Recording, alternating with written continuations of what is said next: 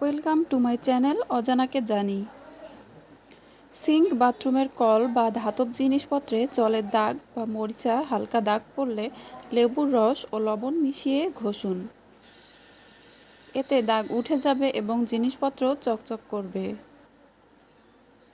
কাপড়ে ঘামের দাগ বা হলুদ দাগ পড়লে দাগের উপর সরাসরি ভিনেগার ঢেলে কিছুক্ষণ রেখে দিন। এরপর সাবান দিয়ে ধুয়ে ফেলুন। এতে দাগ উঠে যাবে। কাচের গ্লাস বা বোতলে দাগ পড়লে একটি আলু কেটে তাতে লবণ লাগিয়ে দাগের উপর ঘষুন, হালকা হয়ে যাবে।